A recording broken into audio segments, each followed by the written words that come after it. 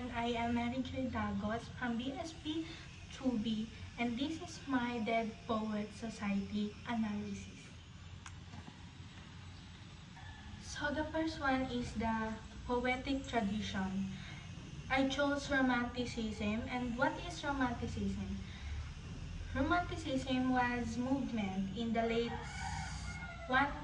1070s to 1800s that pushed back against rules, logic, and authority. Romantic poets like Keats, Byron, and Shelley believed that individual feeling matters more than social expectations, nature and beauty sacred. The creative self must be free to express itself. And lastly, the living passionately is more important than living safety. The Romantics said, don't just exist, truly live. Sounds familiar, right? That's almost word for word that Mr. Keating teaches. So let's proceed to psychological theory, which is Erikson's identity crisis. Erikson said that teenagers go through a critical stage he called identity versus role confusion.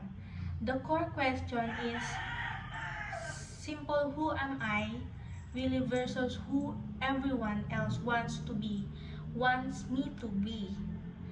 If a teenager successfully resolves this, they develop a stable sense of self. If they can't because the pressure from outside is too crushing, they successfully resolve this, they develop a stable sense of self. If they can't, because the pressure from outside is too crushing, they experience a crisis, they feel trapped between two selves and can't reconcile them. He is the clearest example of this crisis in the entire film.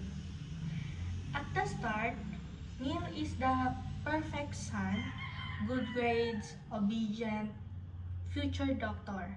But it is not his life. It's his father's blueprint for him. When Mr. Keating introduces the class to a romantic poetry, especially the line "Carpe diem sis today," something awakens in Neil. He secretly auditions for a Midsummer Night's Dream and gets the lead role. On a stage, playing Puck, Neil is fully alive. That moment is pure romanticism, individual passion overriding social expectation. Let's proceed to the tragedy. Neil makes one romantic gesture. He performs in the play anyway, against his father's orders. For one night, he is fully himself.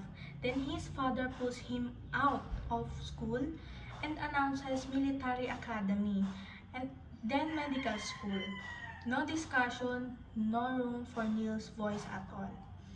Neil sees no paths forward where his true self can exist. He has glimpsed what it feels like to be himself. And the idea of permanently burying the self is unbearable. That night, he dies by suicide. This is Erikson's identified crisis at its most devastating. When a young person cannot find any space to exist as themselves, the crisis doesn't resolve, it collapses. And it is romanticism's great warning. A society that silences individual passion doesn't just limit people, it can destroy them. So let's the core takeaway. Neil Perry didn't fail to find himself.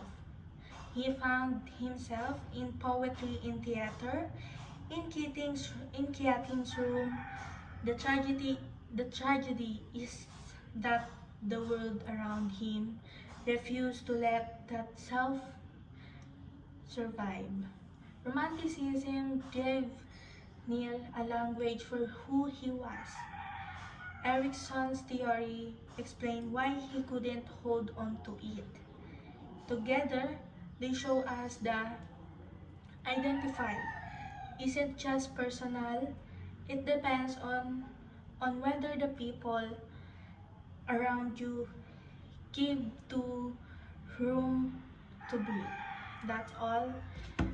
And that's all. Thank you. Latin term for that sentiment is carpe diem. Who knows what that means? Carpe diem. That seize the day. Seize the day. Gather ye rosebuds while ye may. Because we are food for worms, lads. Because believe it or not, each and every one of us in this room is one day going to stop breathing, turn cold, and die. Full of hormones, just like you. Invincible, just like you feel. The world is their oyster. They believe they're destined for great things, just like many of you. Their eyes are full of hope, just like you. Did they wait till it was too late to make from their lives even one iota of what they were capable? Because you see, gentlemen, these boys are now fertilizing daffodils.